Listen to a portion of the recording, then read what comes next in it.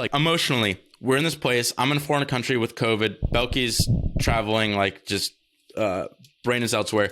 And then we get this super happy team that we think there's like an insurrection. Basically, they're trying to mutiny the company, and they're effectively like, hey, if you don't agree to our terms, we're all going to leave. Which I came out of that call thinking, fuck them. Fuck everybody in this company. I don't give a shit about anyone. I want this company to go to the ground. I'm going to live on the floor at my mom's apartment, just like I did 2 years ago. Rebuild from scratch. I don't give a fuck about a single person in this company. Welcome to the Smart Nonsense Podcast, where we talk about entrepreneurship, self-development, and challenging norms. This in fact... Pop, are you going to change your shirt? Oh, is that why you're wearing the same shirt? I'm wearing everything the same, Smart baby. Man. Smart man. You got to think with your brain. You can't change locations. Now you're in a van, mooching off the Wi-Fi. Belky, we disconnected. What'd you do to get the powertrain running? Oh, to get the powertrain. So you look at my sink here. You got wheat thins in the sink. I popped here an antenna out the window. I plugged the power into the booster, and then that here is going to a little antenna that's pointed right at my phone in front of it. So we ripping, baby. Oh, you're hotspotting from your phone? This is a hotspot. 15 down, 50 up. How about that? That's a fucking ripper. You're at 89% uploaded. 92. Don't worry about it. 92. If I shut and up, you were trying it to give me uploads. the mooch sloppy seconds of Starbucks earlier. Well, it's free.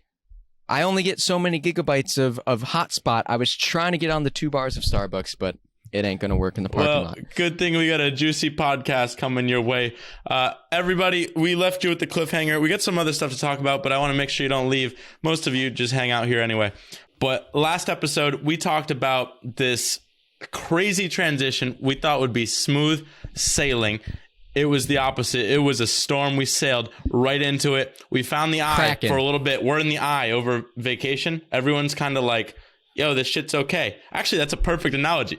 We sailed into the storm, fucking hurricane. We're in the eye. It's currently the eye, this little tight butthole right there if you're watching on YouTube. Where's That's Pete? where we're at. We don't have much time.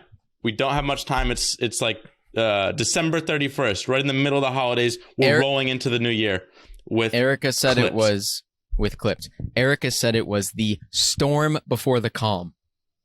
The storm before the calm. Yeah, we're kind of in like the tropical storm, like right on the outskirts. Trust is still not fully there, but hey, before we get into that, Belky, because it fucking heats up, it gets ripping. The storm picks up mid eye. You look like a gecko, Pop. What'd you do? Do you take a shower? You're wet. You look cold-blooded and wet. You like that? I do. Hey, you want to see this? This is what I look like after I jumped out of a plane back in high school. Nice. Windswept. See that? There's a lot of glares coming everywhere. Oh, I was windswept. thinking about that the other day. What a crazy thing to do. Jump out of an airplane.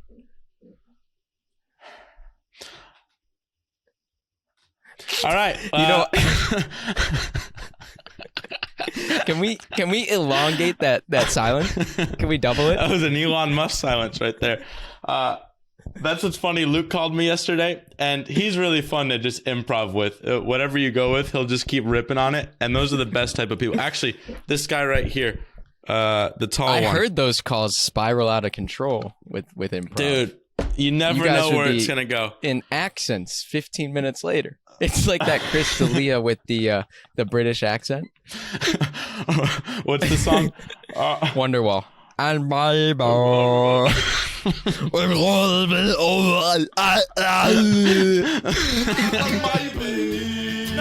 You're gonna be the one that looks at me all corked out and says, "Save me!" It's not working. You gotta a grow 10-minute up, Pop. podcast. It's legendary. Hey, I saw one guy in the comments. We had like one of our books. It was like Story Brand or something. He commented. He's like, "This pod was sick. Just wish it was like 14 minutes." It was like 40 minutes of us rambling. What a dick. It's like, no, dude. This he is just all the wanted time we goods. get to hang out. We got 2 pods today, so we'll keep the train ripping. But real quick, I never even got the background. I haven't seen Henry Belcaster vlog. I heard my mom watching it on loud on the TV downstairs, the last one. But that's my target hey, audience, huh? You didn't put in, you didn't get your chip. All my chip Marie footage got corrupted on Monday. I was filming a Q&A and like some of the ski stuff in the snowstorm. All of it's gone. It's all gone. And then I didn't realize till later. So then I filmed it another day. But then I had some of the corrupted stuff. So we had to slot one of those in because it was a good answer. And then it went on to a third day and we're fucked. And it just got out. So nice. That's the first time my footage has been corrupted, but it's no fun. It's how does that happen? Is it the weather? I don't know what did it. I don't know. It might have been like a loose SD card, just loose butthole. And dude. You got to keep the vice on her. I got one message the night I got in that said like, "Do you want to recover your footage? Like some shit's happened." And I hit enter, and then they were all blown. Can't hit enter. You got to blow on it. And then you gotta blow on it. Shake it really hard. Hey, put it in rice too. See what happens. My brother ripped me apart the other day. He's like, "Oh, how was skiing in powder?" And I'm like, "What do you mean?" It was like 0 degrees and it hadn't snowed in a while and it was all ice. It's like, "Oh, you didn't stay for the storm?" I'm like, "No." He's like, "How much snow did they get?" I'm like, "I don't know. It was like a foot or something." He's like, "You're telling me there was a foot of fresh powder and you did not ski that?" And I'm like, "Yes, sir." He's like, "You are out of your goddamn mind. There are people that go their entire lives chasing a foot of fresh powder and you have it in the palm of your hand and you run away." I'm like, that's a really good point. Yes, sir. You could have stayed. You more than anyone else. I know, but I'm acquaintances with Tomas, and he had all his friends in town, so I'm going to ski by myself. And you know how reckless I am. If I get powder, I'm going to be in the trees. A foot of powder is basically, there's an airbag anywhere. So I'm going to be ripping. I'll hit glades. I don't give a fuck. I'm going to be flying the lead bullet. You can't stop me. I've never seen anything like it, Pop. So like, the feet is found. I tend to ski, and like the people I ski with, we ski like very methodically, mostly trees, like fundamental skiing for form. Then I go with these three clowns for the first time: Pop, Dylan, freaking Tomas, Tomatillo, and Siobhan. Austin, not as much. The freaking, you guys are lead bullets. Pop, we'll be at the top of a run. He's like, looks around once, just fucking guns it, dude. Straight down. There's no jumps in sight. He turns everything into a jump. Every bump is a jump. Jump bump. It's crazy. Dude, that's because we were talking and I'm like, Belky, I never see you because I'm always the lead bullet. I go down first and it's kind of a bummer because everyone's behind me, so I see nobody. I'm just darting like a predator looking for a little bumps in the road. I want to see you in trees. That's what I want to see. No, here's the problem. If I go in the trees, the lead bullet tries to go through them and you can't go through a tree. It's too dense. No, Pop. The lead bullet don't work in trees. I can't carve that tight. But you get these really little skis too. You just want to ice skate and you're bombing the mountain. I do, dude. Have you seen the little ones that you can just put on the bottom of your boots or your shoes and you just rip? Those I want. And then I could do flips and shit. But yeah, I didn't even realize you're just taking the surroundings. So my mom's like, "Yeah, I just love going and just looking around and breathing in." The first time we go to the terrain park, yeah, I'm meditating when I ski. But the first time we go to the terrain park, you didn't realize how big this jump was. And no. It's the opposite. I didn't realize how small it was. What? I saw a big ramp. I'm like, that's a big ramp. This has to be a big jump. But it's been a while. So I'm like, okay, it's a big jump. I should have a lot of speed. And I fucking lead bullet.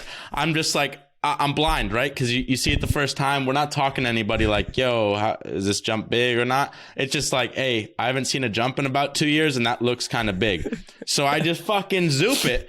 And next thing I know, I'm like 20 feet in the air. I mean, it probably wasn't that high. I felt 20 feet in the air. It was the first time. You were probably in there for 5 to 8 seconds the first time. I don't even know if 5 that's seconds. possible. It was crazy, and it's one of those where you miss the entire landing strip on the back of the ramp, or whatever you call this shit, the landing pad. You just hit the ground. I just hit the ground somehow 30 feet below. I think I stayed up, right? I don't know what happened. Yeah, you bombed it. Lead bullet got balanced too. Hey, Pop. I'm having a blast. Quick, last thing I want to say was kind of crazy was I came into that weekend and it was 0 degrees out.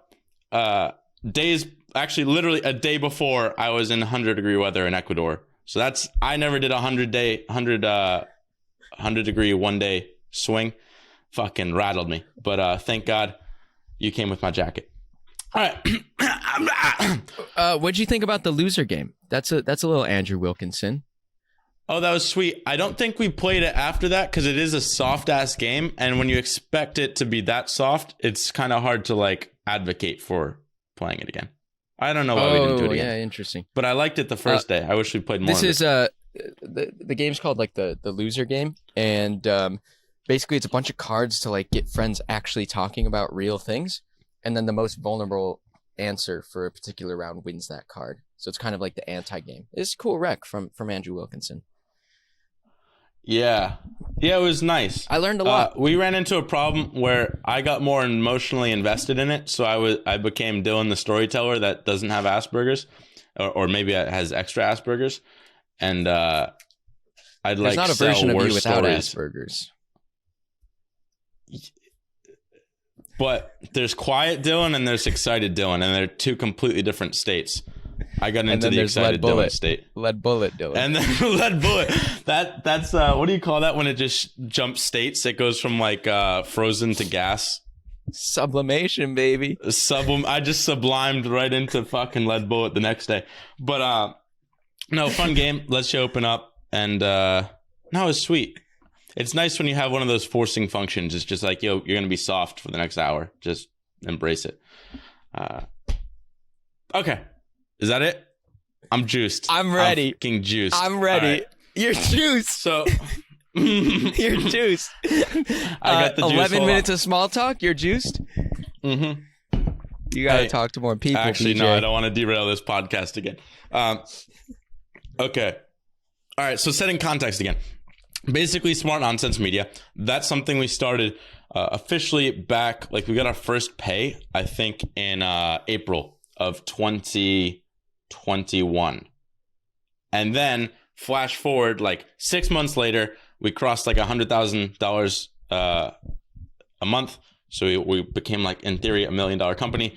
It's very much in theory because that shit fluctuated a lot. And we're like, we're stoked. This company is doing great. We have this new offering, 10 for 10, which allowed us to get to that level, basically sell out. But we realized 10 for 10 was going to kill us because it sells well, but it doesn't necessarily perform well. Not everyone needs it. So we wanted this more flexible package. It's like, we have the dope animators.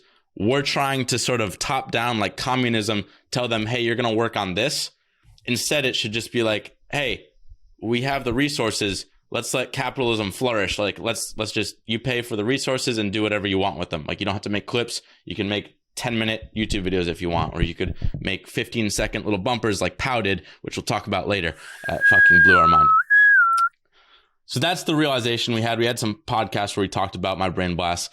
The only problem is it's not like software. This isn't Smart Nonsense Media, the software company where Belky, Techie can just hop in there subscribe. And code the new thing. That's the next episode. Subscribe, please.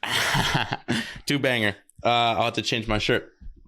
But instead of being a tech company where we can just go and code the changes, we have to effectively persuade our 30 to 40 person team, who is literally the company. Like Henry and I are just kind of directing, but they are literally the company. We have to tell them, hey, this is the direction we want to go. Let's make sure we're all on board so this fucking thing doesn't die, and keep pushing forward. The problem is they weren't on board. In fact, they wanted to throw us off board. They were actively, what is Sivering called?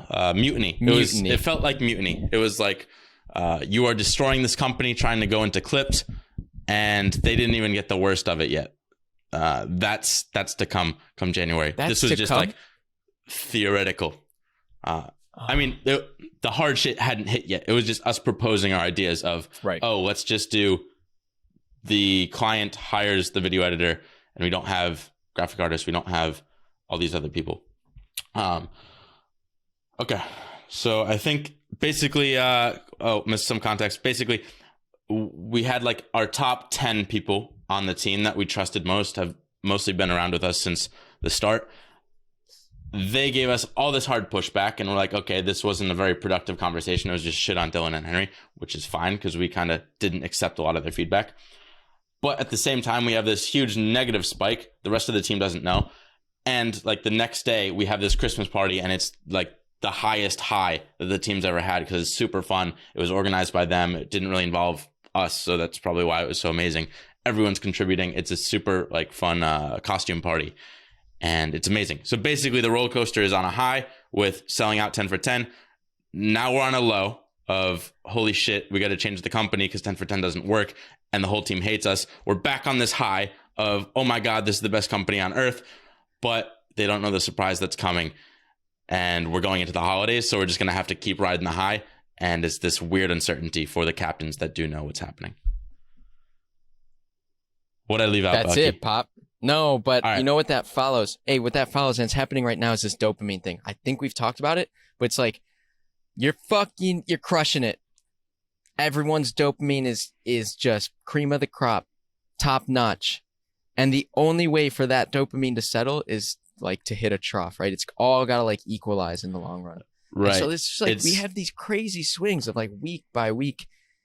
I think in general, our like happiness, company stuff, it's all like up and to the right. Week by week, 100%. It's chaos. Yeah, it's one of those where you're like the stock market's going up, but you see the daily fluctuations. I think our baseline is just always high because like even the lows are just fucking funny to us. We're like, yes, dude, and then try and rationalize why it's fun or funny. So it's never really that low. Like even throughout all this, it was kind of stressful, I'm sure, for everyone involved, not just us. And we're just like, no, we make some jokes. Probably don't want to like say them here, but we had like funny ways to get about it. You gotta cope. So what? Okay, we're in January now.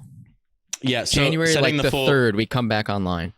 Hey, easy, full context. Okay, I am currently in Brazil.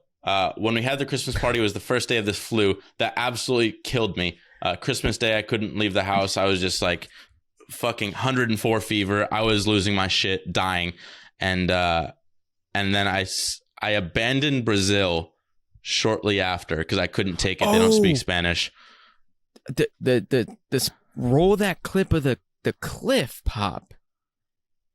Oh, I didn't. Yeah, that's crazy. So we were there in Brazil. We went to this cliff, like basically right before the New Year. And Aguas Calientes. It was basically Aguas Calientes in Peru. Basically this beautiful place. It was a giant lake, and there are these like different areas you can go, and they're like waterfalls, and you can take pictures and everything, and it's amazing. It's actually one of the most beautiful places I've seen. But it's called Capitolio in Brazil. And so it was amazing. It was awesome. We had this great time. That was like the highlight. I was still sick during that time, but it was fine. Then we'll put the B-roll of that photo up. Then I just get sick of Brazil. I don't want to be there anymore. I want to go to Ecuador. Like that was my next stop. I moved my flight so I can get to Ecuador. But when I'm there, this is like beginning of January. My dad actually, it's kind of a fucking goofy story. We're going to circle back. Don't worry to the clip. I wasn't worried. I just want to get that B-roll in. You just wanted one. I got the full story. How about that? Today's the context episode. We're going to have part 3 where I actually tell what happened. Okay, so like a week later, my dad texts me something, but I like don't get it or something because I fucking, the phone plans could not work in any country I was in, and it was driving me up the wall. So people would text me and I didn't get it. I didn't get a text from my dad, but he sent me something. And my mom's like, Dylan, see the video from your dad. And I didn't respond to my mom because I like talked to her the day before, and normally I'll go like weeks without talking to my family.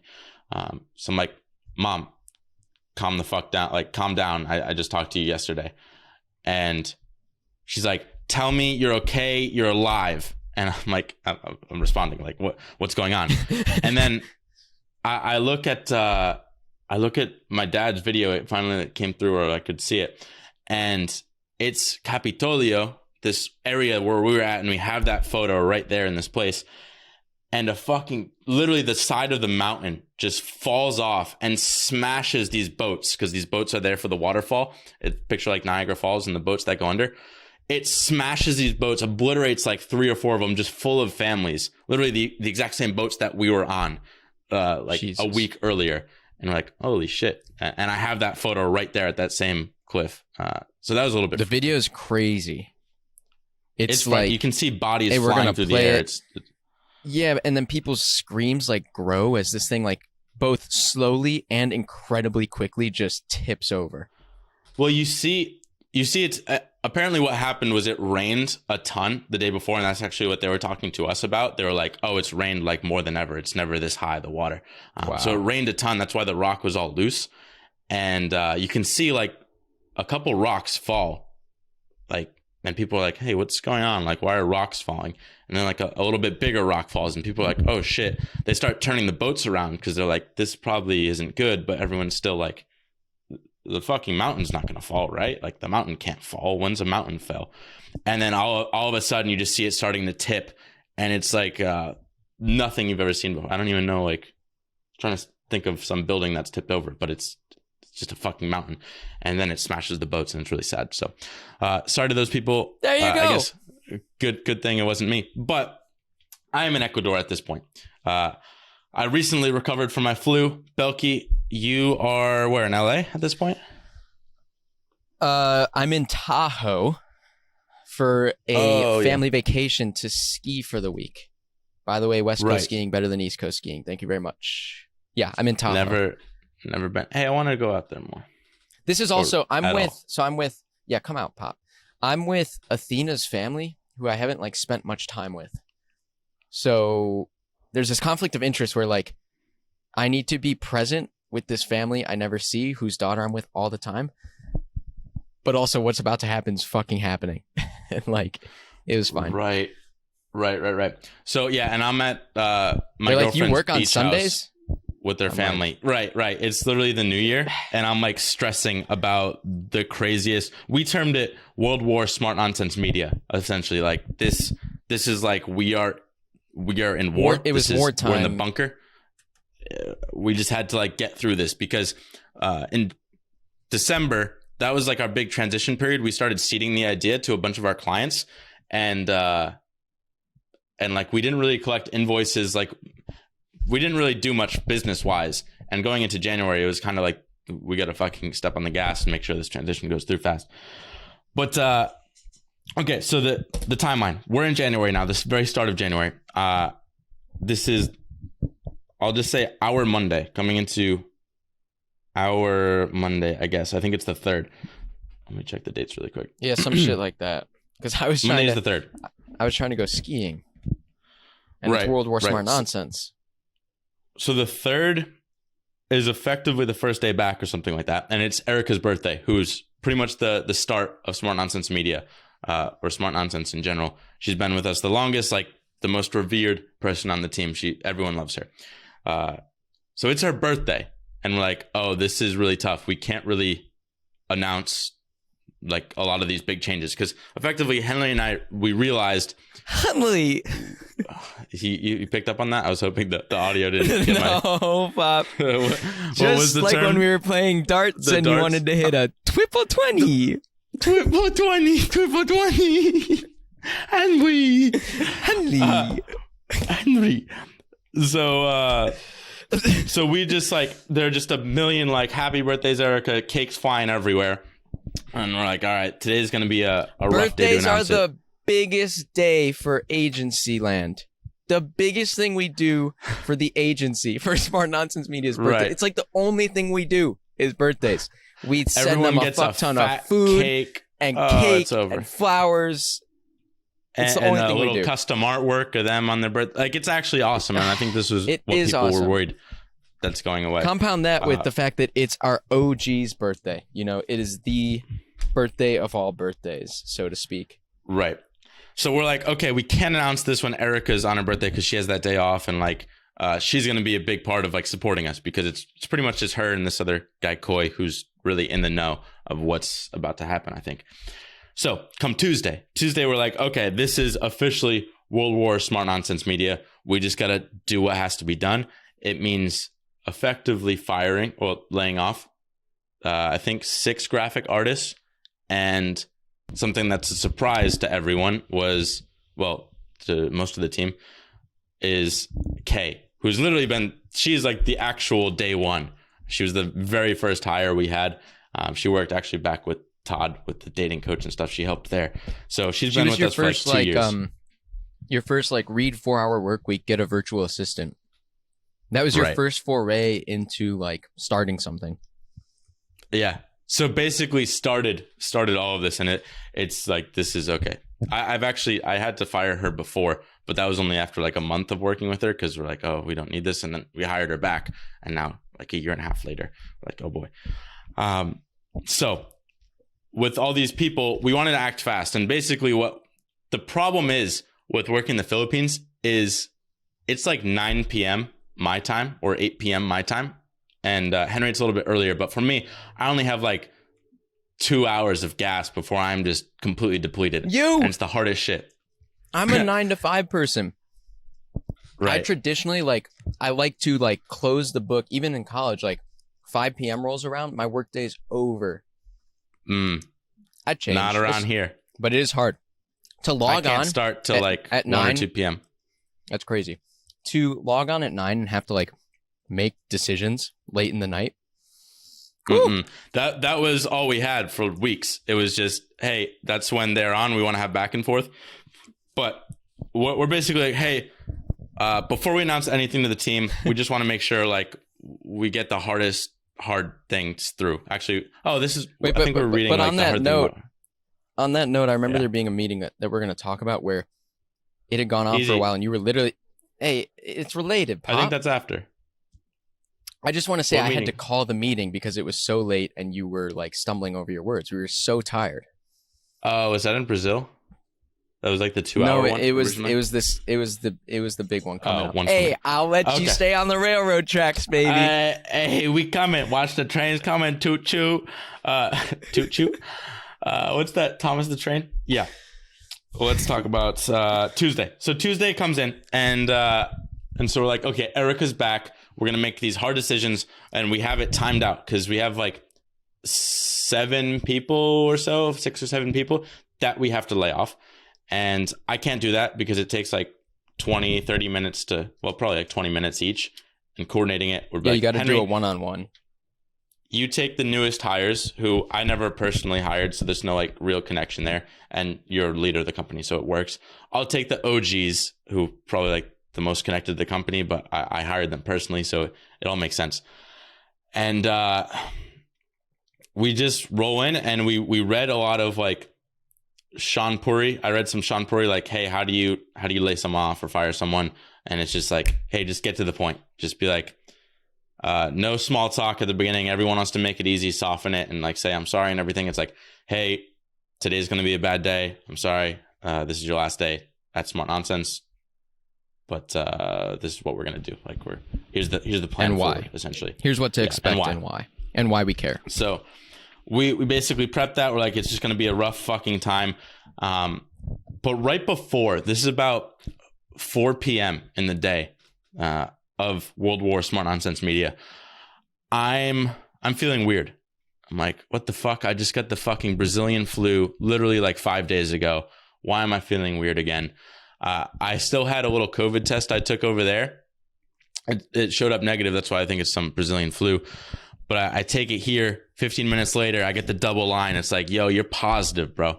I'm like, motherfucker. And I'm just like slogging around the house all day. And now I got to quarantine myself. I got to let the family know. I'm like, hey, by the way, I have COVID. So like protect yourselves. Because I just fucking like kissed your daughter and hung out with her. Just slobbered all over the house. Just right. And now I'm the douche. It's like they're all speaking Spanish. We're not speaking any English. So it's like, I don't know. I just feel like the outsider that brought COVID in is going to destroy the family. And it's like not a good feeling. But I have to stay in their house because we're fucking 3 hours away from the city and the beach. Okay.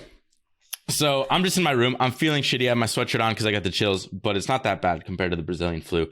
But you don't want to go to war with COVID. It's not the best. So I'm coming in hot, and we're like, we got our time 9 p.m. slots in. And there's a little bit of rearranging to make sure everyone slots in fast. We just want to get through this as fast as possible while we're still awake, then announce it to the team, and then just fucking battle it out, like survive. It's just survival after that. So, Henry, Belky, how did your calls go? I guess I'll. So the funny thing is, as a company that does no meetings, right? To ask for a meeting with these 3 people, I came on the call with each of them. Like, you're probably like, what the fuck? I don't ever talk to Henry. Like, this can't be good, right? Kind of like you get to the point. Right. That is weird. Right? So it's like, we don't have Henry meetings. Yeah. Why would we be DMing specific people? Like, it's just, and yeah, it was just, they went fine. Everyone was like super with it. We pay a really generous severance. Actually, all the graphic artists I had to lay off, we had work with other clients. And like, I reached out on Twitter, like ton of people wanted graphic artists. So maybe we should just be doing that instead. But yeah, they were fine. They were sad. They were sad, but they understood. They ultimately understood. And one interesting one was like one of our graphic artists was so understanding. He was like, I'm going to spend these 2 months you paid me severance to brush up on my video skills and reapply to Clipped as a video editor. And I was like, fuck yeah. Now he's got 2 jobs as a graphic artist, so I don't know. And he's still working with us. That's literally, that's the thing. Like, we probably hired him like 2 months before, and we're paying him 2 months severance. Like, I think that's what kind of hurt me most about all of this transition, which we'll get into like the hardest part in a bit. But for me, it's like, hey, we've always treated you well. Not necessarily because we wanted to. Like, we do want to. We do think we're like good people, and we do have your interest in mind. But even just from a business perspective, like everyone that still made it through these days, we want to work with you forever because you're the core of our company. And they just like, they lost all trust in us, bro. Like, look at how we treat people. Like, trust our actions more than anything. We're sending an insane amount of money and treating everyone what we think as well. It was sad. It was because people thought we were stiffing them. But we're trying to make decisions that are in everyone's best interest for the next 5 years, 10 years. Even if some people have to leave. And I think that was the problem. We tried to like have everyone read no rules and be like, hey, it's a professional sports team. You know, people get traded, which is effectively what's happening. Some people get cut completely or go down the minors or whatever it is. We just want to preserve the best team so we have the best chance of winning. That's why we're here. If we ever have to cut you or trade you or whatever, we're going to make sure it's the best terms ever. Give you multiple months severance and hopefully line up a job for you. Like, where do you work? And people are like, oh, here's another job waiting for you. Same terms, if not better. It's like, we're really trying to go out of our way. And it didn't feel like the team was understanding or maybe even knew about that. But regardless, I had some of the... But they had their own little chats, so I don't know what happened. But I say... Okay, yours must have been harder, yeah? For the most part, they were... I don't know. It was a good experience. Like, I think as business owners, just like something you have to do. And I've only done it really that time and a couple other times because it was all uphill for most of Smart Nonsense, or downhill. But like the fun part of the roller coaster, I don't know what the fuck to call it. It was all good. And so coming here, basically for the most part, everyone was understanding. I had like the good scenario of telling people, oh, we have jobs lined up for you for half of them. It wasn't as hard there. It was hard because it's the people that have been with us the longest that have devoted the most to us. And one person on the team, the parent has cancer, and it's like, oh my God, like I was just worried about money and now you're firing me. And it's like, well, we're going to pay you for the next 2 months and here's like an extra $1,000 for your family and like all this stuff that we thought we were going out of our way. And here's a job too, so you don't actually lose any money. So those were okay. Really the hardest one was the person that I mentioned earlier has been around with us the longest, and they have their young child's birthday like a couple days later, and I felt super bad. I'm like, hey, they heard about the changes before and they're kind of worried about their job being on the line, and I tell them, hey, I know we haven't talked in a while, but like today's your last day, etc. they started crying a lot, and it was difficult. And I'm like in my sweatshirt. I also had terrible Wi-Fi because I had to like quarantine myself in the corner of the house where the Wi-Fi just didn't reach. So it was really tough. But sent extra money for their child's birthday, whatever. Little did I know later that they also had a shitload of referrals. So we ended up paying this person more than I think Henry and I have ever made us more nonsense, like, which is actually crazy. But does anyone know that? I don't really know. We didn't at the time, but more on that. That's there's so much craziness. God damn. Okay, well, we get through this little 2-hour sprint of just like, let's just survive. It's just not going to be fun. What did you call it? It's like two hours. 2 hours to 22. Right? This was like the 2 hours we had to get through to start 2022 and move on with it. Right. So we finally get through. I think we had a memo typed. So I released that to the team. I'm like, hey, here's what just happened. We fired this team, this part of the team. This is what Clipped is going to look like going forward. These are all the changes. It was kind of the refined version of what we originally sent the captains a couple weeks earlier that they all vomited and wanted to kill us over. So hopefully it was a little bit more palatable. And I think we got some good responses initially. It's like, hey, these are the changes. Everyone's stoked because it's effectively, hey, we're paying you more. But then they started reading some of the terms and it's like, oh, we're getting paid more, but also there's not job security.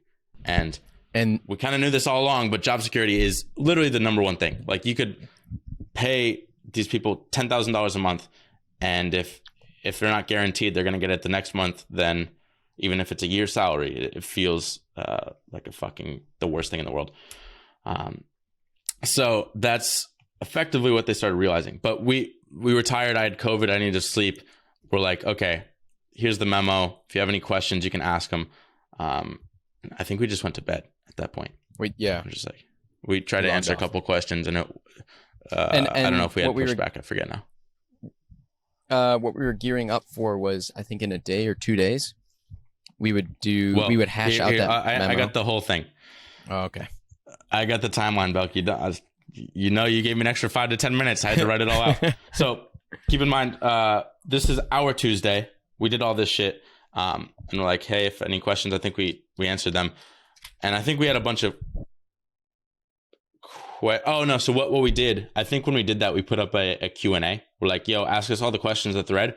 Tomorrow, we're going to write like a Q&A response, and then we'll talk about it, which is Wednesday. So we do that on Wednesday, and there were some questions, I think they were pretty solid questions. And we dropped the Q&A. And I think what happened, let me go back in. I think with the Q&A, oh, geez. I get PTSD when I look in. Oh, it was 16 eyeballs. So everyone was just looking, and like no real response. Did anyone even? Where was the time when we got absolutely nothing? I think that. Because some questions came in like the next day. We got no response on that, but all those eyeballs. And then it's like, oh yeah, zero response. It's like, interesting. Everyone's talking. And this is the issue of like not doing things in 24 hours. It's like everyone saw this thing. No one's interacting with it. So everything that's about to transpire is whatever people talk about. Right. So yeah, I don't think anyone responded. So I think we were online, but no one responded. So we didn't really have like a purpose. We're basically like, hey, here's our responses. Like, I don't know if we said we can answer feedback or something, but tomorrow, as in Thursday, we're going to have the full Q&A when we have our normal all hands call, which in retrospect, we should have had that Wednesday, but we wanted people to digest. I also had some stuff going on. So it was like very difficult to schedule things, and I had COVID, and like, it was just chaos. So 100% should have done it as soon as possible. I think even in Horowitz's hard thing about doing hard things is like, as the CEO, when you feel when these hard things happen and you feel like you want to just go to a bar and drink all night because it's terrible, you need to actually be in the room with the people, answering questions, squashing bugs immediately. Right. And we let it breathe.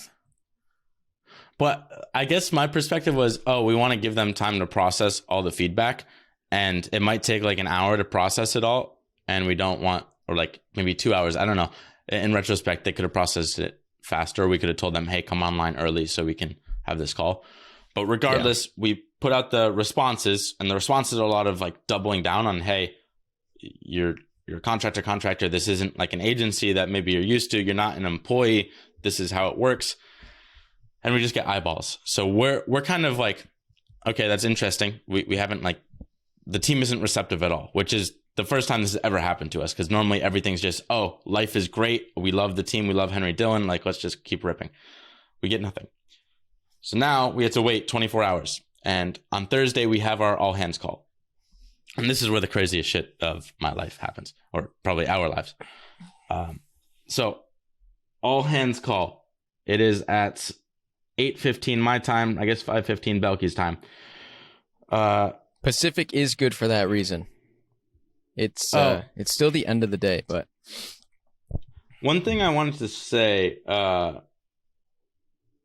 think a lot of the reason why we felt comfortable pushing forward with this and we're so confident in our decision was because we messaged. One, we found out that the graphic artists weren't as needed as possible, as needed as we thought, because half of the team wasn't using them. The other half, they still could use the graphic artists, and those going forward never had graphic artists, so there wasn't like a big change. And then the new team coming in, we had like what we now realize is like 10 people coming in because we told the team to hire hard. We proposed this to them before like going forward, and like, oh, more money, all on board. I know it's a little bit less secure, but like that sounds dope. So we knew a lot of this was just anchoring and scared of the change.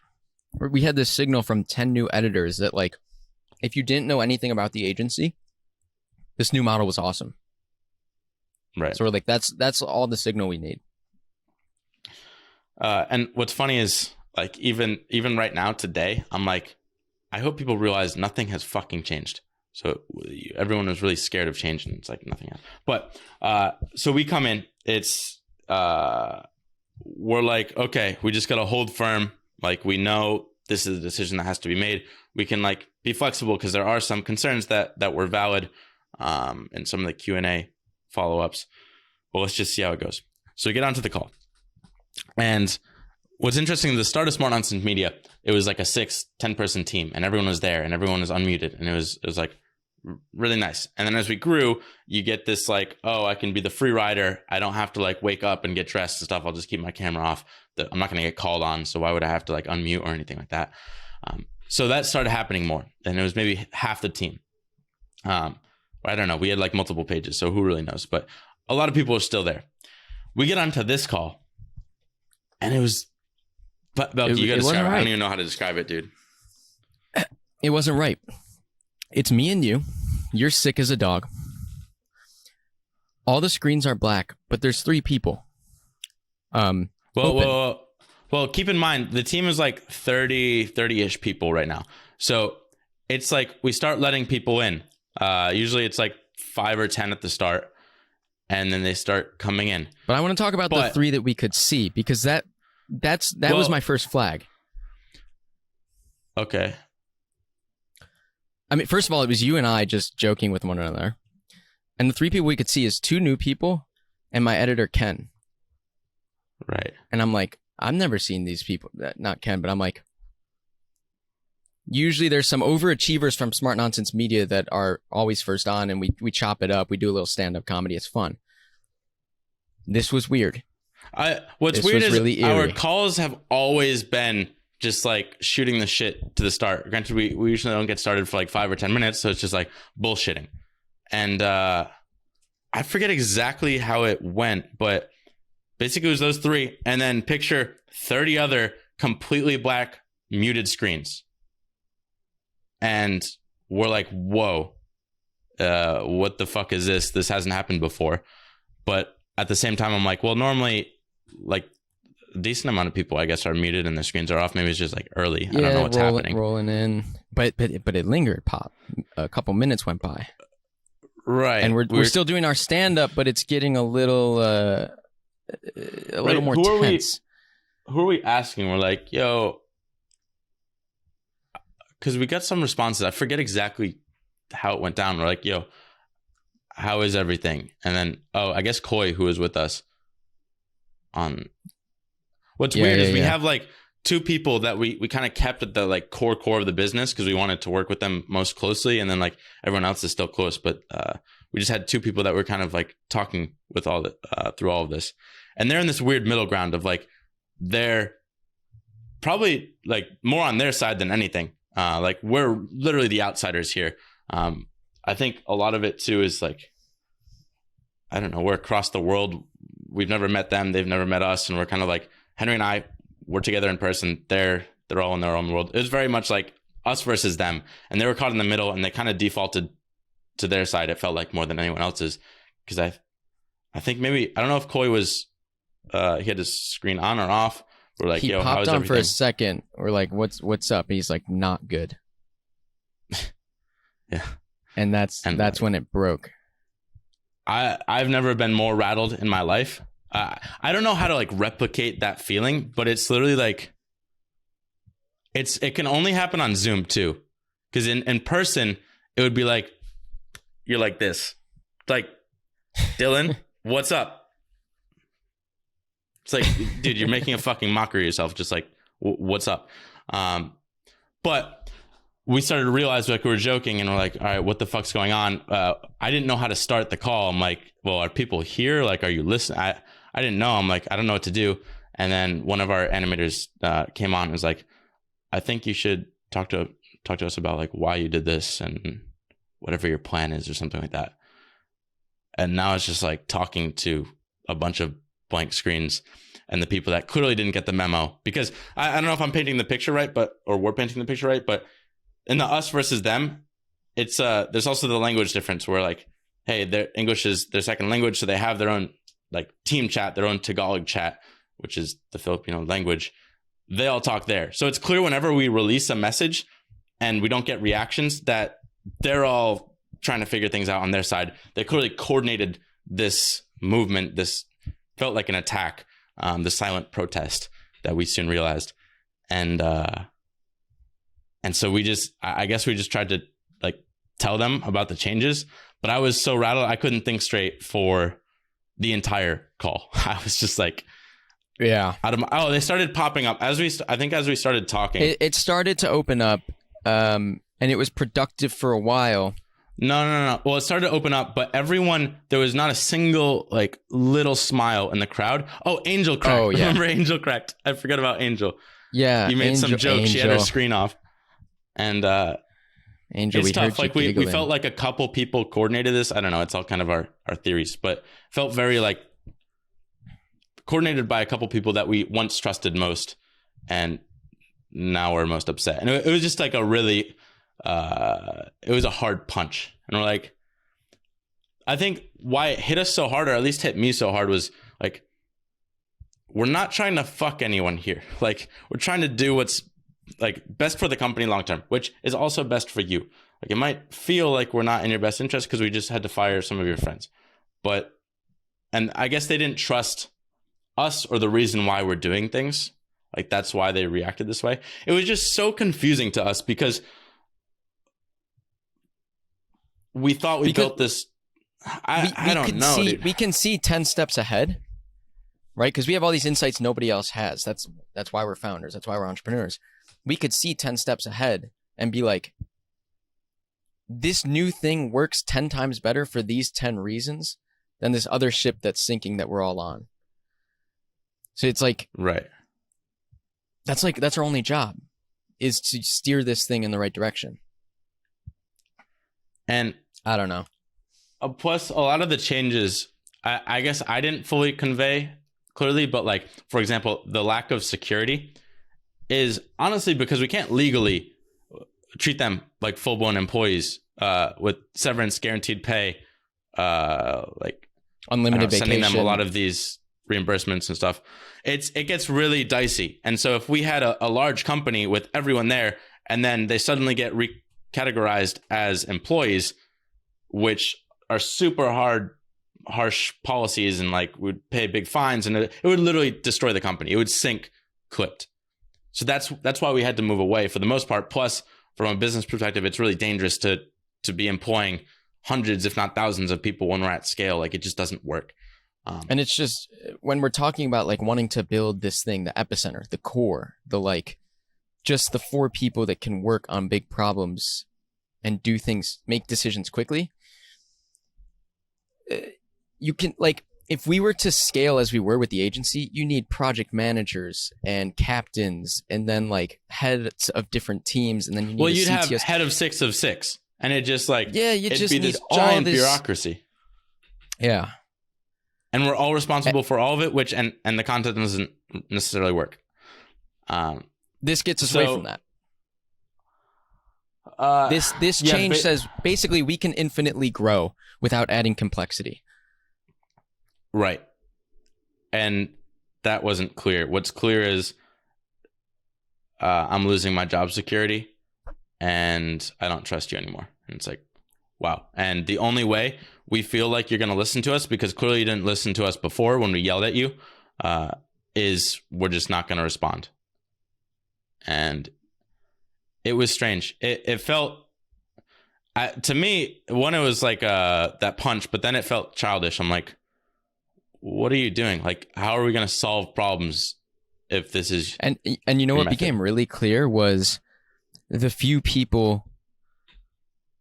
Like, what we found is there's a really great way to solve problems, and that's being on this path toward yes together. And it became so clear who was on that path, like solving these problems with solutions in mind, or just like... What did we say? There's like people that just poke holes in everything. And then people there are that two ways to like... approach what we did. Okay, we came in, we didn't approach it the best way at all. I'm not saying we did, but ultimately this is the direction we roughly have to go. Hopefully we conveyed why. We tried pretty hard to convey the why it's necessary, because we'll die otherwise. Maybe not now, but a year from now. And that's the direction. So how do we like make this transition work? And we really wanted to hear feedback, but it was more like, we refuse this transition. Like, it's not going to happen. You can't do this. That was the feedback we got. And it's like, no, we have to go this way. Like, that is not the yes or no from your part. It's like, yes, we're going in that direction. You don't have to jump on this train, but that's the only way we can survive long term. So it just wasn't like we're together on a team trying to solve this problem of how do we survive long term as a video editing company. It is, how do we prevent Dylan and Henry from fucking up this wonderful company that we built together? And it was just like, rip us apart at every stage of the process. So I don't really, the call was pretty much how you'd expect, I guess. It was just like very us versus them the whole time, just being interrogated. A lot of times, like, it was literally like a cross exam. I think I made a joke about this. I don't know, maybe it was on an earlier call, but it felt like, can you promise us like, this? Right. And can you say that again? No. So can you say that again so that we have that on the record? Can you make this promise? And we're like, on the fly, no, we think this, we hope this, but no, we can't make blind promises. Basically, lack of security comes from uncertainty. Like, you don't like uncertainty. Am I going to have a job the next month? This was also, they don't like the uncertainty of Dylan and Henry don't know the direction. And like, it looks like we're stupid. And again, we got into that before of we changed a lot in pursuit of finding the right answer. It's kind of like the asymptote that's approaching the correct model, which we think we found. That's why it's not clear to them. They think we're just going to change again in another month and like fucking drag them through this. But we're like, no, we're getting closer. You don't realize we're getting closer. That's what this rapid iteration and testing, granted it sucks because you're on the other end of that, of the testing. So you're like being tested on, I guess, but hopefully it doesn't feel too much that way. It just felt like, fuck these guys. They don't know what they're doing. And we're just going to silent protest and then basically interrogate them for an hour, 2 hours, however long it was. And I don't know if there were any concrete. A couple people were helpful. A couple were like, as we expected, not helpful. And that also changed our approach going into the new company. What we took away, right?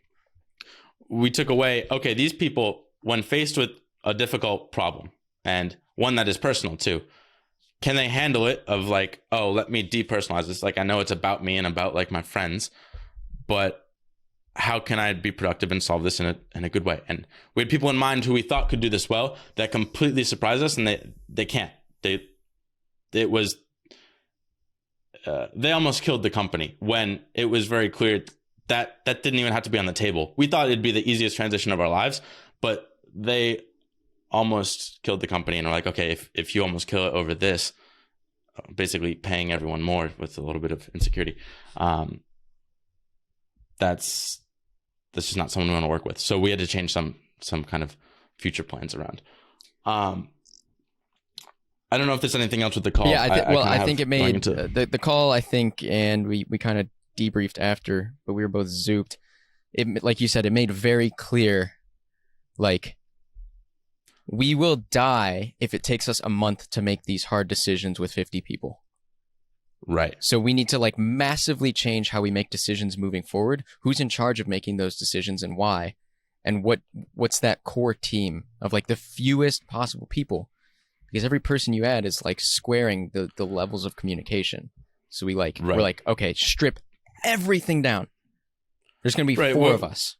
We're like, clearly, if we try and problem solve as a company, it turns into a silent protest.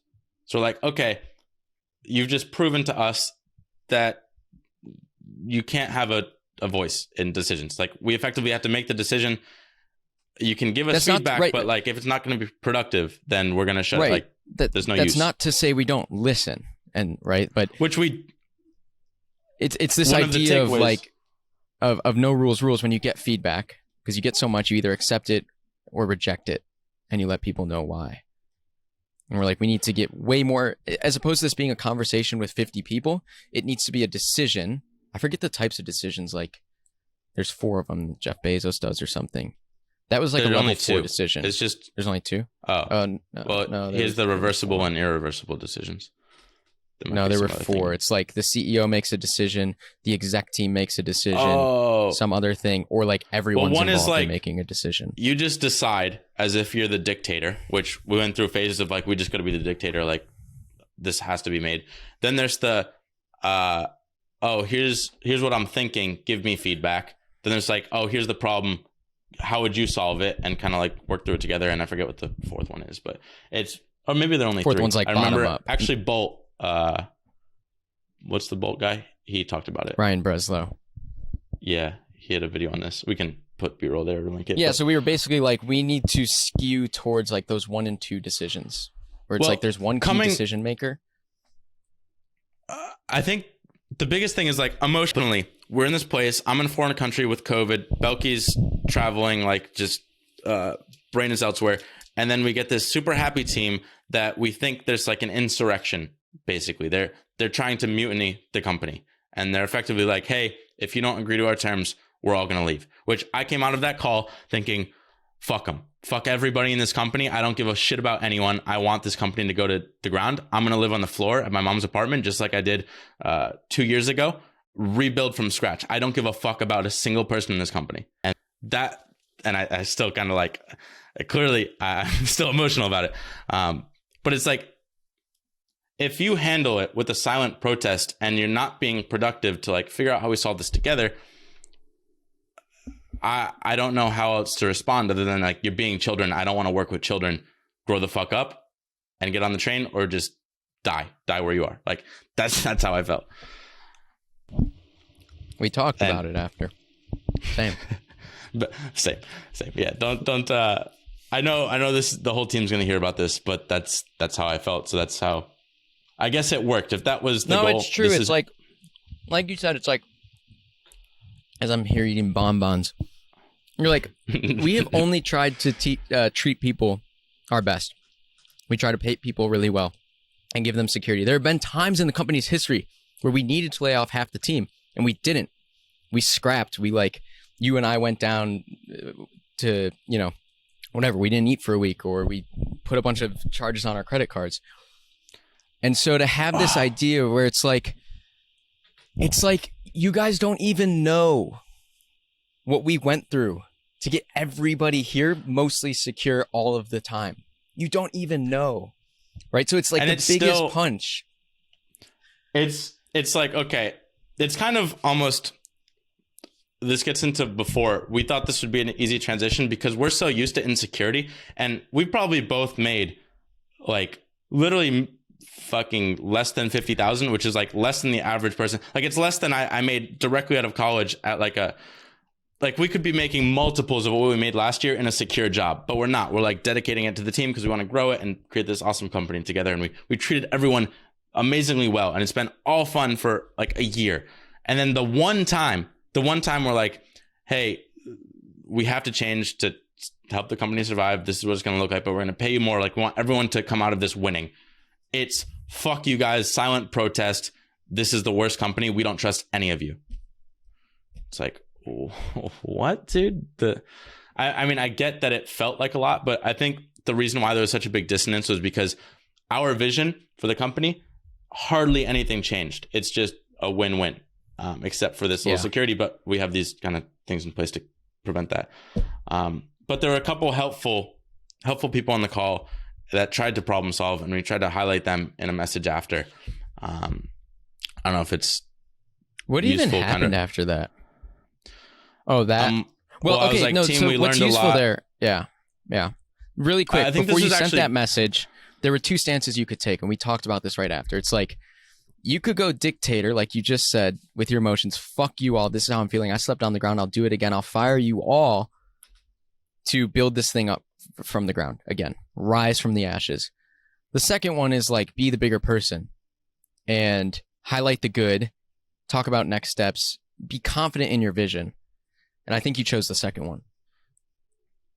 I tried. We kind of took a middle ground with the hard deadline coming up, but we tried to listen. Like we listened to what it was clear.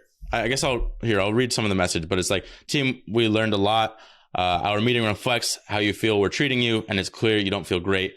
We get why, especially after we just laid off Kay and our graphic artist and no longer guarantee benefits for business and legal reasons. Change is scary. I don't know how much I want to get into it, but it's like we try to highlight the people that we're trying to problem solve together with us, because we're not dead set in our ways. We want to figure out how do we make the best of both worlds as we transition out, and hopefully the transition is smooth and you realize not much has changed. You've just made a lot more money and like your work life is better, but they don't believe us at all. So there's zero trust.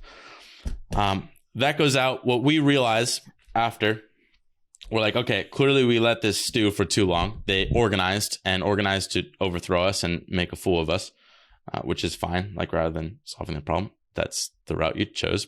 And now we don't want to work together on strategy. So you're going to stick to editing and animating. Like that's fine. Clearly you want that. We basically let out, like, train is leaving the station in 24 hours. That's what we decided. We made contracts basically right after the call with, okay, they're scared about security. We know long-term they're going to realize this is better. So let's just figure out how to like give them an option where if they still trust us in the faintest bit, we'll still provide some security and they can stay with us and see what happens. So we gave them effectively two options, A or B. A, pretty much the same terms that you had at Smart Nonsense, your current terms. We're just going to keep that for the next 6 months. Here's a contract, sign it. We're going to honor it. You're going to feel good. The other one is B, which is clipped what we're going into and what will ultimately be in the long term. Wait. A is like everything you've been fighting for. We hear you. We'll keep it the same for 6 months because we like you that much. We want to work with you that much. We need you on the platform that much. Which we weren't going to do in the first place. We were just going to force everyone onto B and give them like a little bit of, give them like a 2-month trial period. I cut you off. You didn't say what B was. I cut you off. B was just the clip terms that we said before. We're going to pay you, most people, like 50% more than you're currently making, and we're going to guarantee you your first client. But beyond that, we can't guarantee anything. Hopefully it's in both of our best interests to keep you working, because we don't get paid. If you're not working, you don't get paid. We want to keep growing. Like, it's in everyone's interest to do this, which is kind of funny when people were like, oh, can we require that you guys get 3 new clients a month or something like that as a quota? And it's like, no, because that's our only job. And that's the only thing we want to do is grow this. We wouldn't make this change unless we wanted to do this. So like you could in theory, but we're hopefully going to get a lot more than that. Like that's all we're working on. So we basically gave them like 2 options. You're an Uber driver you get paid when you're working, right? You get paid when you turn your car on. You get paid when you're editing. That's the big change. I guess it sucks if you go from, I don't know how taxis work, but picture you're a taxi company and you're like just guaranteed paid $20 an hour to just drive around the city, and you get to hang out with your friends after work and like shoot the shit. And now you're going to Uber and it's like a little bit less connected. It's a bigger platform, so I don't know, but you clock in whenever you want and you're like, where? I don't know. So we wanted to go in this direction for survival long term. And we gave them the options, and we were curious. This was kind of my favorite part about all of this. I don't know how we figured out this plan. It's like, it's an experiment. We're going to see. You gave us, basically 20, 25 of you, just 25 at least, silent protested us for the changes we're going to make. We're going to give you the options to keep the same company that we just had. Let's see if your actions align with your words. As in that, not even their actions on the. This is so interesting. It was my favorite part. It's like, okay, are you just bullshitting us? And like, there are a couple people that organized this mutiny. Yes, this says something about like society writ large. Let's get to the let's get to the outcome of that experiment. And it says a lot about like the minority and the majority. This is where it was silent and who's loud. We were actually like, I was curious. I'm like, I have no idea how this is going to go. It was like, who's going to pick A? Who's going to pick B? And I'm like, I literally have no idea. Based on the call, everyone should pick A. Because no one wants this new company that we're going in. Or leave. Sure. That's where I was okay. I'm currently living at home. I'm like, I'll just live at home another month or two longer and we'll just reboot it from scratch. And I don't have any expenses, so it doesn't fucking matter to me. Do whatever you guys want. That's A. There's the CEO. Doesn't matter to me. Do whatever you guys want. I'm still emotional, but I don't get emotional very often. But that was the one time I'm like, fuck the whole world, fuck everything, fuck everybody. But okay, we're back. We're semi-peaceful now. Hey. So, and if everyone picked B, it's like, wow, what was this all about? Right. I don't know. It's just like, what? Right. Why are we in such a tizzy? Why are we taking so long to do this? Why? Just why?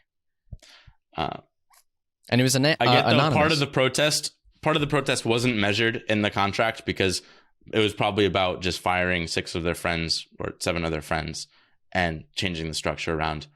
But we wanted to see. So we post the next day to try, or actually, no, this is what happened. That was Friday, because it was their Friday that we had that silent protest call. Then over the weekend, everything was stewing. No one knew it was going to come, which is not good also.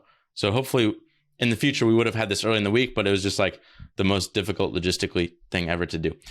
So come Monday, our Sunday night, we drop hey, we heard you. You want security? We're giving you 2 options. One is the secure option with Smart Nonsense Media terms. The other is clip terms. They're both for the next 6 months. You pick your poison. And by poison, I mean you pick your awesome opportunity to grow as a creator. It's like creative.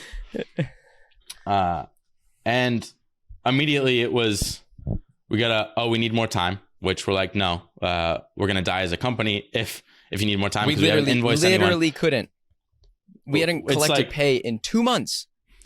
A couple things. One, we haven't collected pay because we've been trying to transition everyone over and it's just been taking so long. And like people assume any change is bad. And it's like, no, we're trying to like give you something better. The other thing is because of all this fucking moving around, we haven't been able to do as much all-in or any Naval, which are our only marketing channels. So we haven't had any new inbound leads coming in. So we're essentially fucked. Like right now, we're kind of in a tricky situation. We also can't get our existing clients on the new platform because we don't know who's staying, who's going, who's doing what. We couldn't do anything.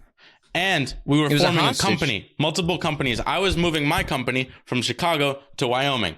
And that company was dependent on Clipped. And Clipped couldn't be formed until I moved my company. And we couldn't form any bank accounts until Clipped was formed. And we couldn't get a credit card until Clipped. We still don't have a credit card. Like it's... So no. You cannot Fuck. have more than 24 hours to make this decision. We just had to lay down the law.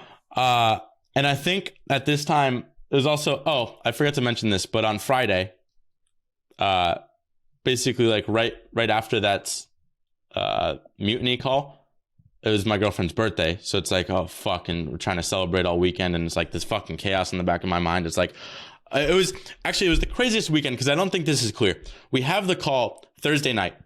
So from Thursday until 24 hours after Monday, so say like Tuesday morning, from Thursday until Tuesday morning, we do not know if we're going to have a company.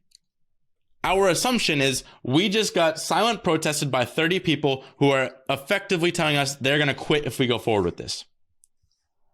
And we're like, all right, it's just going to be 4 days. We have no idea what's going to happen. What? We were duty free, Pop. We're duty free. We're just in the middle of an airport in international fucking borders. No one knows who owns what. We're trying to sell some shit. There's some guy in the corner who will buy like a fuck ton of cigs. He's probably with us. Other than that, it's just duty free. Oh, this is what's crazy. Duty free weekend. You don't want to be duty free. Actually, I remember this 60-minute story of this guy that lived in an airport because he lost his passport or something and wasn't a citizen. So he had to live in the airport for like 20 years. That was kind of us, but we didn't want to live for 20 years. 20 years? Yeah, dudes. I don't know. I might be rounding up, but it was like years and years. Fucking crazy. He's just bullying. So all this uncertainty, we don't know what's going to come of our company. The only thing we're looking forward to is this is going to be kind of fun experiment because we want to see if they. And that's back on like the lows, right? Like this is the all-time low, and we're like, that's a funny experiment. That's so funny. I can't wait to see what happened. Belky, how many do you think are going to quit? I don't know. How many do you think, Dylan? You have to do that. Otherwise, there's no other way to cope. You just fold your cards and go work at Goldman. It's like everything we've built. And now that's probably why I don't like telling my family how successful or unsuccessful we are. Specifically successful, because now expectations are like, oh, that's awesome. You're going to stay at that. But we have no security. So speaking of security, we don't know if we're going to have a company in 2 days. I still need you to pay me for January. I do. No, it's still January. I'm not going to pay you the same month. Okay. Hey, there. No, yeah. Just like, well, I don't know, dude. Like on the record, hold on. right? Yeah. Well, no, we like actually didn't pay ourselves for January. It's the founder mentality, but I have to go do other shit to figure that out. Like, it's not the company's problem. I know, like, that's different if you're an employee, but it's just like, I know that's it's the not cognitive like dissonance. Yeah, it's Henry having $20,000+ in credit card debt for the last year. Me literally I not never having miss my payments, but it's true. somehow, but your credit score is dropping like crazy. Literally just scrapping paycheck to paycheck. I have zero money in my bank account right now, like negative money, because the debts of Smart Nonsense have just been racking up there, and we haven't been able to get paid because we haven't had a bank account or a team. So it's like, why are you guys bitching about us giving you a pay raise? And it's effectively guaranteed because we're guaranteeing you a client, and we've had clients for 6+ months. It makes no sense. I think they don't know. They don't know that they get paid first every single time. Maybe we live or die by them getting paid first, and that's not lost on us. You didn't pay, whatever. Okay. So we posed that, and I think there were a couple of questions. I forget exactly what happened, but we're like, no, it's just going to be 24 hours. These are the terms. Take them or leave them. And we have to go to bed. No, you left. You left. Oh, because I had your dinner. Date. I sent out contracts, and I'm just there alone for 2 hours. Oh. But it was one of those, like, I really wanted to leave, right? But it's like, no, you got to sit in the room and as fast as you possibly can, answer people's questions so they're not concerned. And let the CEO run to dinner with his girlfriend and her friends. So, Belky, you hung in there. Grateful for that. But what happened was we have 30 people effectively that should have been signing or not signing this contract. Actually, more than 30 people. When we went to bed, I think we checked. I don't know if we checked in bed. Oh, maybe it was the next morning. The next morning. Okay, because we had 24 hours. So it's like 8 p.m. the next day that it's due. We wake up the next morning and we see there are like 2, maybe 3 that were signed. I'm like, okay, that's Bad. not good. Because they're all That's asleep not good. now. So we have like They're 20 all minutes in asleep. the evening to finish this. Right. So picture this. They go their entire day, go to bed. Like throughout this is even in the afternoon, we kept checking and nothing new came in. We're like, fuck. They're going to show up. And essentially the deadline that they're aware of is 9:30 a.m. their time. And we normally clock in at 9. So they have this 30-minute gap of I'm coming online and I have to sign this contract or not sign the contract. Or maybe I don't come online because I'm like, fuck this company. Fuck everything about it. I'm going to find my own shit. And I think we took the hard stance of like, hey, we gave you exactly what you want. We're not going to pay you shit if you don't sign this contract, because I was fed up with them. I'm like, we give you what you want. And I'm like, are they really going to be that ballsy that they... point. Yeah, it got to this point, I think, especially for you as the CEO, where for the first time we were like, you need to channel your like Elon Musk here. Oh, The dude who just like, he just sit in a meeting, fire someone and be like, I'll just do your job because I can do both of our jobs faster. Just like makes the hard decisions, frankly, because he like can't read social cues, but it works. And like in this case, we needed it for all those reasons we outlined. We needed this to be done like in 10 minutes. It was, we'll play, I guess, the best part of this clip, but from his Lex Friedman podcast, which just dropped during or like a week before this, it was Elon is like, or Lex Friedman was asking him, he's like, hey, in spite of all of this, like, you ever like, I don't know, I forget his exact question, like feel down or like think you're just not going to be able to do something like with all these haters? And he's like,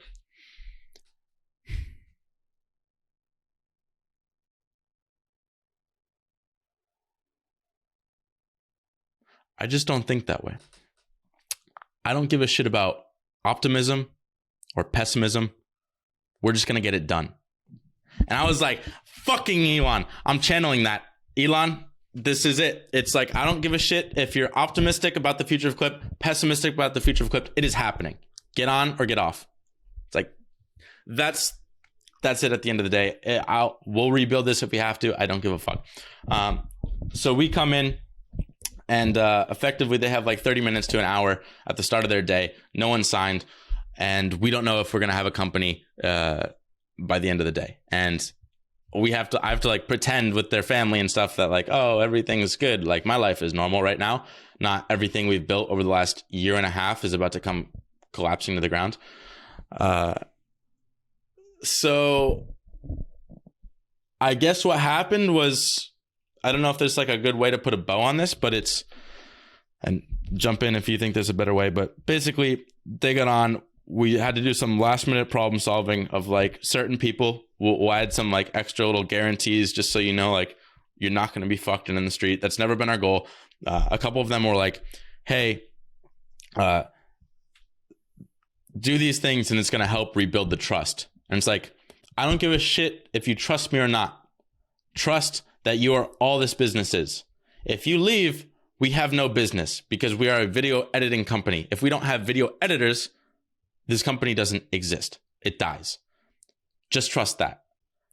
And it's like, okay, at the end of the day, we were like super fast in like editing the contracts on the changes that they wanted made. And we just got it back and pretty much all of them signed it. There were 2 people that didn't. And Belky, you want to reveal the results of our experiment? The results for all that for the month, for an entire month of not making decisions, not charging people, not knowing where we were, not working on the business, working in the business. The majority of people, and by majority, I mean 80%, maybe even, well, don't count the new bloods. 80% of people chose the new thing, the new clipped thing, the, 80%. Uber driver, independent contractor thing. Including it makes me think some of the most vocal against it. When we gave them the option to pick their exact same term, or effectively very similar terms to what they had in the past. Which is fine. It's a larger thing about like, how do people problem solve? Like you said, what do people do when they're under the gun? How do they act? And also like there's this weird thing about the loud minority. The silent majority. and the loud minority? Both. Well, Both. yeah, Like on Twitter, right? We talk about these very small groups that make a lot of noise, and then everyone thinks that's what's happening. It's a very loud minority. And I think in kind of the days we let these things go on, that minority made the silent majority think different. But then also, people voted. I'm kind of curious in the same thing that's happened with some of our incentives recently, where we realized that like incentive ideas that I had, or like, I guess not really ideas because one of them I declared, but things that I like said 8 months ago, and then I thought they just kind of like disappeared. We've still been acting on them because there's no like written, nothing's written. What's kind of funny about all of this is they've been like begging for contracts. They're like, give us contracts for clips, or like, we don't know what the fuck's happening. I'm like, guess what? All of you are here and we have no contracts. You trusted us all this time. We just pay you, and we pay you super well. We pay you beyond what you thought. We pay you awesome bonuses, send you awesome free cakes and everything like that. Like, that's coming out of Henry and I. That is our money. That is profit that we would normally keep. We're like, no, we're going to send you all this food and awesome stuff and like random ass bonuses. Now you don't trust us, and you suddenly want all this stuff. There was the biggest caveat is none of this existed for Smart Nonsense Media. No one was contracted to work there. We never got around to it. Literally. And so now we're getting this big stink about something that's never been the case. Kind of interesting. Well, it's also interesting of like asking like, how do we make sure clients don't fuck us? And it's like, how did you make sure in the past they didn't fuck you? They're like, give us the exact rule book you're going to send. And you just sent them like Smart Nonsense's rule book. And they're like, that's not clips. And it's like, why would it change? We're going to enforce the same rules to work with our creatives. Like, that's just trust us. And it's like, we're not going to sign it until you have something written out. No, just trust us or don't. I don't care at this point. Or just trust the business. It wasn't even that. Like, we're doing that now. We didn't have the time. We didn't have the time to like build a website and make a new rule book. But we're like, trust that it will be the same as working at Smart Nonsense. I'm curious because it does seem surprising. Like, why do you move so fast? One, it was because like the company will die if we don't move fast and like actually start getting paid for something that the client knows that they're going to get and who they're going to work with. But also, it's just like, you got to rip the Band-Aid off. And that's the 24 hours. This has unfortunately been a month longer than it should have been. And but granted, it's kind of evolved over that month. It's evolved. We didn't know how to lay someone off. We didn't know how to make some of these decisions. We didn't know what people wanted. Our biggest problem, well, one, timing was just unfortunate in the first place with the holidays being smack in the middle of all this. But the biggest problem was we had, it was a small little problem, but it turned into something big with the silent protest, was having that like 48-hour gap between us saying what's going to happen, or 24-hour, I forget exactly how long. It should have been the same night. It's like, hey, once we're 100% certain this is what's going to happen, just with some like, how do we problem solve these small things? It's just got to be, let's get on the phone. It can't be this text communication. It can't be silence. Actually, that was the crazy thing, dude. I don't think this is conveyed either. Is when we dropped, I think I dropped that message. Maybe it was that message that didn't get anything. I forget which one exactly, but it's like, team, we learned a lot. It reflects how you feel we're treating you. I sent that out. No one responded. Zero. Nothing. Like, normally reactions everywhere. Reactions within 30 seconds from literally the whole team. Here, nothing. Literally crickets for hours and hours. It even went on to the next day without anyone responding. I think like one person, it was someone who was just hired, hasn't even joined the team. Yeah. Like, what the fuck? And Ken, it was the new people.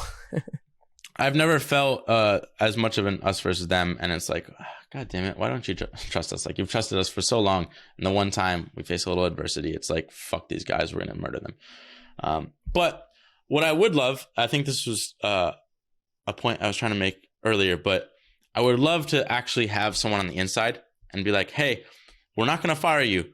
We don't actually care. Your positions are locked in. Like, this is how it's gonna be. But what the fuck happened? Like, what was it like on your side? How did we arrive at mutiny? it's like, was there one person that's like, it's got to be like someone's got to take the helm and lead. I think we know who those people are just from gut instinct.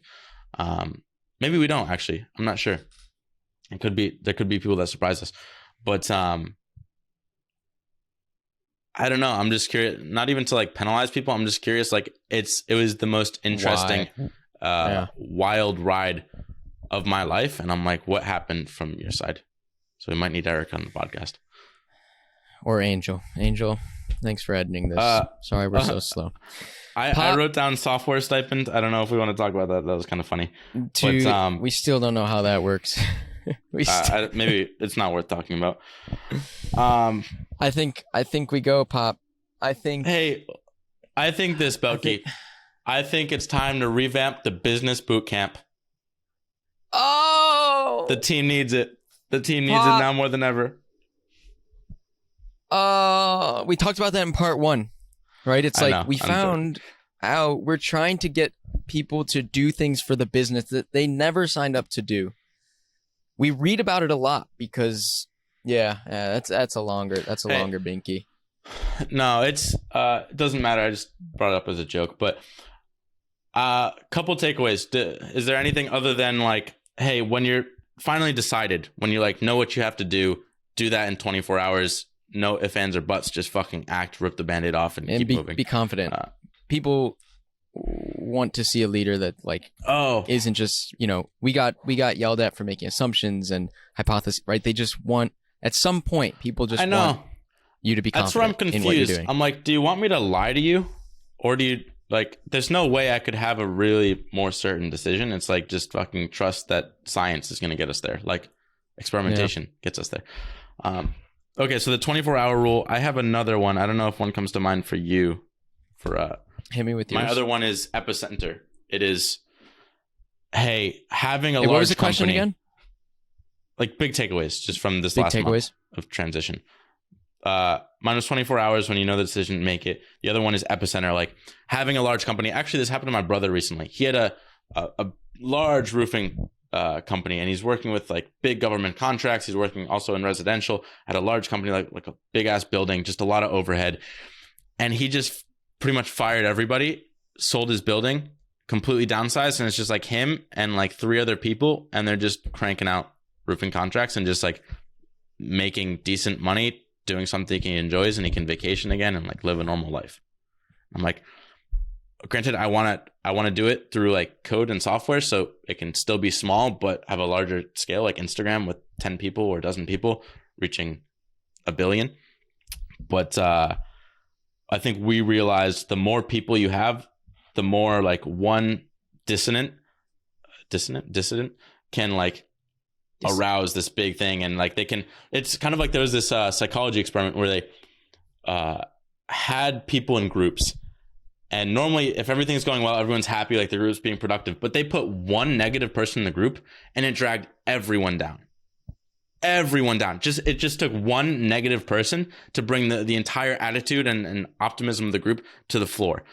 And I think that's what happened, is like it just took our original captains who we trusted most now hate us, and we put them with other 30 people, and the other 30 people look to the captains because like, oh, you're our traditional leaders and you've been around the longest, like Dylan and Henry the most. You don't trust them, so I shouldn't trust them, so I should silent protest.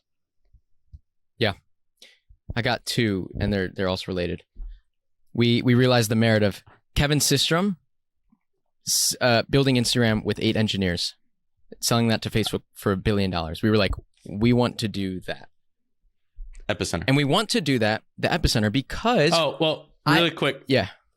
Epicenter, when we say that word, it means nothing to most people. It's from Rework, Jason Fried, Basecamp. WeWork. Basically, they said... I said Rework. I think I said that one right. Oh, did I say WeWork? Maybe... I don't know. What he said is, okay, if you have a hot dog stand and you have all these different sauces and different like fucking styles of plates and everything like that, don't worry about that. Like when you take this away from the business, do you no longer have a business? So if you take away the relish, do you still have a hot dog business? Yes.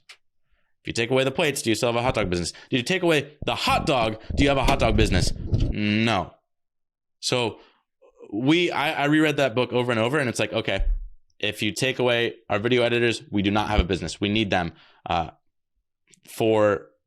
for like the platform as a whole. But for us as a company, we really just we're essentially selling, we hire the best talent and you can work with them. So we just needed one person to like screen the talent and one person to find the talent. And we don't even know if we need the person to find the talent at this point because we think incentives can just work there. So it's really just screening. That's the epicenter of our actual business, is making sure you have the best video editors, which in the future we might not need because there might be just like a rating system that can do it. But for now, that's the case. Okay, my takeaway also still on that front is I have never seen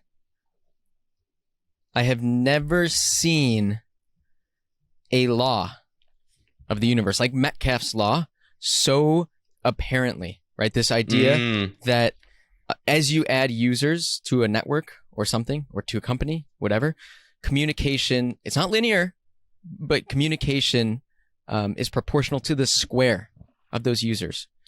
So at this point where there's 50 of us, it's like you and I talk, and then you and I talk to 2 other leads that we talk about. And then there's the channel with the 10 leaders that we trust. And then there's the whole thing. And then they have their Tagalog chat. And then Erica and Koi have a separate one and it's like, right. And then no one knows what's going on. So Metcalfe's law is real, and try and somehow not have it.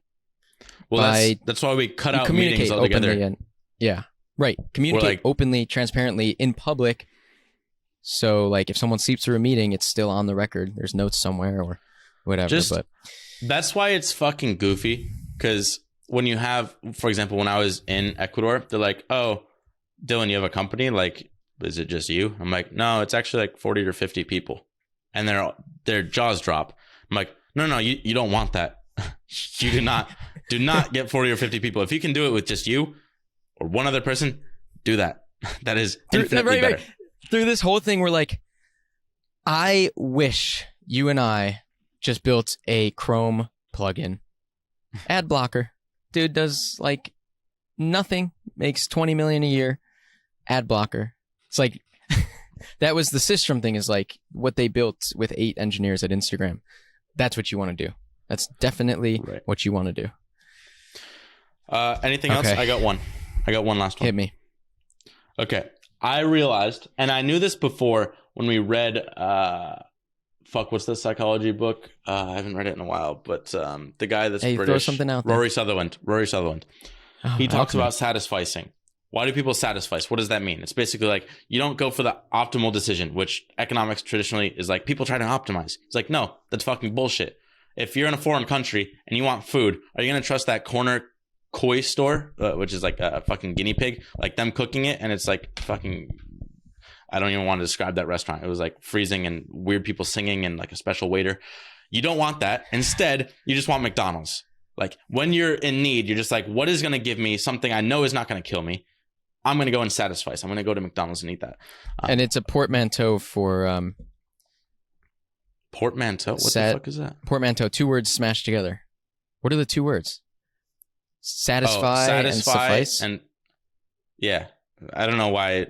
I don't really get it, but whatever, it's stuck. People are like, what the fuck? Whole point You're of that, words. I'm saying that because why do people satisfice? It's because of uncertainty. They want to limit the downside. They want the certainty of, I know I'm not going to die at McDonald's. I know I'm going to get decent food at a decent rate. Like they're not going to fucking try and steal from me or rob me or whatever it is, and I'm going to get a burger. Same thing here. Like uncertainty is the most powerful shit in the universe. That is why COVID was so powerful, is because no one knew how you transmit it. You don't know if you're going to die or not. That's why we had to go into lockdowns. The whole world turned into shit because of this uncertainty of this invisible virus. Imagine plagues when fucking people thought it was like you had to bleed yourself to not get it. So here, why are people scared of change?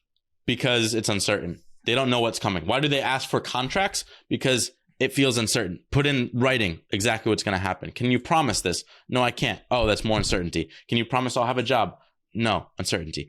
So it's like uncertainty is so fucking powerful that I didn't give it enough respect in the past. And now I realize if you can limit uncertainty, I should say. Limit on, yep. And add as much certainty as as possible. People love that. That's why all our friends laugh at us and would never do this, because they want that steady job. They know they're going to get income, or they have a boyfriend or girlfriend, because I don't want to break up with them. I broke up with my girlfriend. She wasn't my girlfriend at the time, but I effectively broke up with her. And then I'm like, oh my God, it's scary. Like, I don't want to go back out in the world. And it's like, I like this. Like, I know what I'm going to get with this girl versus like going and trying to find someone new that might not be as good. And that's actually, let me fucking ramble. Hey, there's another book for you. How to Not Die Alone. You like that one. It's from Ali Abdaal. Maximizers and Satisficers. It's in there. You're satisficing, Pop. Oh, that's a good one. Okay, hey, just out of curiosity, this is for making decisions. Do you hear a beeping? Fuck. I do. How long would you expect in this life to look for a partner? Oh, well, I watched that video. The Secretary Problem? I didn't get interesting. What is it, like the first third you explore, the second 2/3 you exploit? Oh, right. So, okay, let's say I'm going to spend 10 years looking for a mate. When I'm 34, I want to be married, start a family. You spend 37% of that time just fucking around, just doing this. Exploring. Yeah. Okay, then after that, you have some data. You've collected some data. So the exact next person you meet after that 3-year mark, if you're looking for 10 years, the next person you meet that's above the benchmark from what you found in a third of that time, that's your person. That's it. Right. You satisfice with them. So if the next person. Do I have to do the math from originally, like 18 to... Sure. To like when would you 32 or something? Like by 32, I'd like to, for sure, be locked in. 12, 14 years. What's a third of that? Or 37%? I guess call it 4. 40? I could call it 5, I guess, if I want to be generous. But so I get 4 years. Oh, shit. So by 22, get the fuck out of here. So listen. At 22, you have a bunch of data from 18 to... I don't know about you. You didn't do much from 18 to 22. Hey, come on now. The next person you meet after 22 that is over the benchmark of anybody else you've met that you like, that's it. So Pop, Issa's it. All right. Live on the air, baby. Here's the thing. I think what you said, though, it's got to be a concerted effort. I think concerted effort came at like 21 for me. That could be. All right, let's redo the math. Let's redo the 21 to 32. Let's call it 31. Actually, that's not going to help the numbers. Let's 11? call it 33. 12, give me 4. I got till 25. Pop. So I got like a year and a half. Wait, I don't know what happens. Oh, so then it wouldn't be her, Pop. It would be, if you like her a lot, right? What's going to happen is when you're 25, the next person you find that's better than her, right? Same or better, that's your person. Interesting. Hey, live on the air. My number though, it could be like 38. I don't actually know what the number. 33 feels more right. I kind of want to buy myself some more time. We got to get out of here. All right. Belky, are we giving up on the next podcast? Has it been too long? We have to, Pop. Give up we'll or be do back, it? though. No, give up. People got to subscribe so that they know when that one comes out.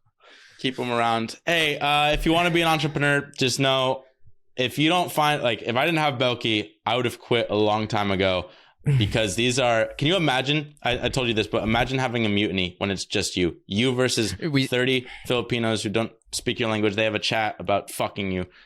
It's like, we said that night. I wouldn't survive. We could not have been the sole person sitting in a room of silence with everyone hating you. Couldn't have done it alone. Hey, really quick though. No, stop it. Really quick, I want to say, just because I know the team will probably hear this, at least Angel will. We're glad. Terms, like, everyone's building trust again. I think we're realizing that the changes weren't that bad.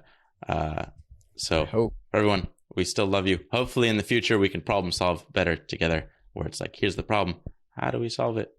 Instead of, here's the problem, how do we fuck them for bringing up the problem? Yeah. Okay. That's the way. Gordaloo!